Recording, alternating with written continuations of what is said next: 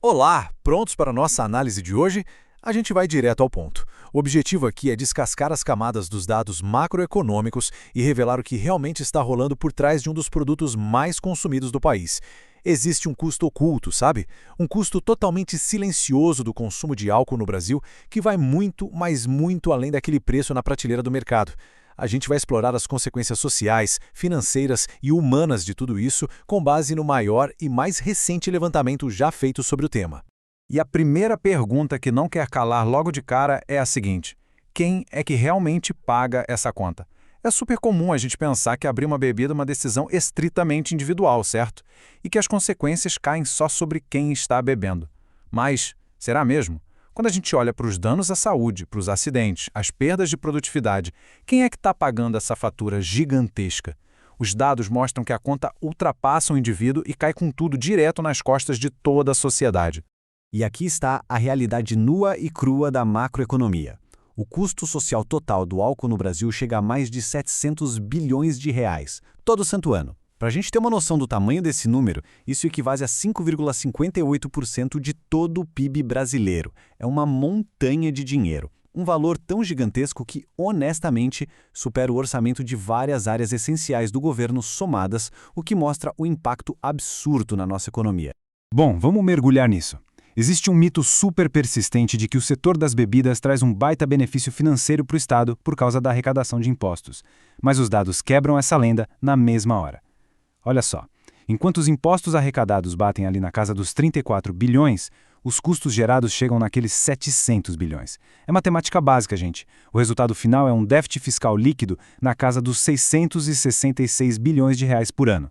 Ou seja, as despesas engolem as receitas, criando um rombo contínuo nos cofres públicos. E esse aqui é o ponto crucial de tudo. A proporção exata é de 20,4 para 1. O que isso quer dizer na prática? Quer dizer que, para cada R$1 que o Estado brasileiro consegue arrecadar em impostos, ele precisa gastar R$20,40 para tentar consertar os estragos. Estão incluídos aí os tratamentos médicos, a mobilização da polícia, os processos na justiça e a previdência social. Na real, a arrecadação não faz nem cócegas nos custos. Agora, saindo um pouco da macroeconomia e indo para o nível micro, a situação humana fica ainda mais pesada. Quando a gente olha para a segurança pública e para dentro dos lares brasileiros, a coisa ganha contornos muito mais sensíveis. Pesquisas indicam que 35% de toda a violência não letal contra mulheres dentro de casa no Brasil tem a presença de um agressor alcoolizado. A substância acaba funcionando como um mega amplificador de conflitos, transformando a casa, que deveria ser um porto seguro, num ambiente de pura insegurança e medo. E o reflexo mais extremo de tudo isso aparece quando a violência chega no seu limite. Em 2024, os pesquisadores documentaram 1.450 casos de feminicídio no país. É um dado muito duro de reportar, mas a ciência indica que em uma grande parte dessas escaladas absurdas de agressividade, o consumo de álcool estava lá, presente. Ele age como um verdadeiro catalisador, dificultando qualquer resolução pacífica e agravando o desfecho das situações de um jeito brutal. Como os próprios pesquisadores apontam, a dinâmica comportamental é essa, e é trágica. Eles dizem que o álcool não cria a violência do zero, do nada, mas ele remove as barreiras que poderiam impedir que ela acontecesse. E faz todo sentido, né? A bebida tem um efeito fisiológico ali no cérebro de desinibir, reduzir a empatia, inibir o autocontrole e jogar a impulsividade lá no alto. Quando a gente já tem um cenário de desequilíbrio de poder e tensões estruturais em casa, remover essas barreiras é o mesmo que pisar fundo no acelerador. Chegamos agora a uma parte fundamental: as vítimas silenciosas. Estamos falando de cerca de 3,8 milhões de crianças. A gente precisa focar no grupo mais vulnerável e invisível dessa equação toda. Estima-se que existam hoje quase 4 milhões de crianças vivendo em lares brasileiros fortemente marcados pelo abuso de substâncias. Para essas crianças, o custo não é de imposto, é de sobrevivência básica. Crescer num ambiente totalmente imprevisível cobra um preço absurdo do cérebro em formação. A ciência define isso como trauma do desenvolvimento. O cérebro infantil é forçado a entrar num modo de sobrevivência crônico. Isso gera uma hipervigilância constante, ansiedade severa, dificuldades extremas de aprendizado que levam a largar a escola mais cedo. Não é rebeldia nem falta de disciplina. São crianças profundamente machucadas, tentando navegar num mundo que não é nada seguro para elas. A consequência desse estado crônico de estresse infantil aparece de forma muito clara nas estatísticas de saúde.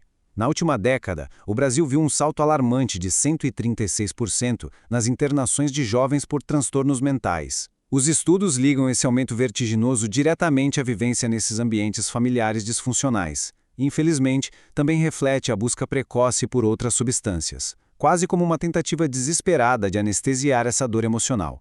E se a gente avançar na linha do tempo, a gente entende como esse ciclo intergeracional se forma. O problema não para na geração atual, ele simplesmente se replica. A criança traumatizada acaba criando vulnerabilidades que estouram lá na adolescência, e quando chega na vida adulta. A probabilidade dessa pessoa repetir padrões de dependência e aceitar relações abusivas é gigante. É um ciclo de dor que vai se estendendo por décadas. Isso ilustra brilhantemente o paradoxo sistêmico que define todo esse modelo. De um lado, a gente tem um lucro extremamente concentrado e privatizado, na casa dos 47 bilhões de reais por ano retidos pelas empresas. Do outro lado, a gente tem um prejuízo massivo de 700 bilhões, totalmente socializado e jogado para a população inteira resolver. É uma engrenagem que transfere a riqueza para a esfera privada, enquanto todo o risco e o estrago é repassado para a esfera pública. Olhando pela pura matemática da coisa, a disparidade é inegável. O prejuízo imposto à sociedade é 14,6 vezes maior do que o lucro que fica com a indústria. Isso significa que a sociedade civil está literalmente operando como uma grande financiadora de todo esse mercado, subsidiando continuamente os danos colaterais que ficam pelo caminho. E só para a gente ser exato de onde está saindo dinheiro público para tampar esse buraco, ele escoa pelos recursos do SUS, pelas operações policiais, pela máquina do sistema prisional e pela Previdência Social. E o dado mais revelador do levantamento todo é este. Mesmo quem nunca tomou um gole de álcool na vida, acaba desembolsando. Na média, são R$ 3.280 por ano, de forma indireta em impostos de cada cidadão para financiar essa máquina de reparação. Então, com base em todos os dados que a gente destrinchou hoje, desde aquelas contas bilionárias até a tragédia da violência doméstica e o impacto profundo no futuro de milhões de crianças, a gente chega num momento inevitável de reflexão. Diante de um sistema econômico desenhado para concentrar ganhos e espalhar custos para todos nós, a questão que fica no ar é a seguinte: se o ganho pertence a tão poucos e o fardo gigantesco é imposto a toda a população, de quem é verdadeiramente a responsabilidade de pagar essa dívida? A gente fica por aqui, muito obrigado por acompanhar a análise e até a próxima.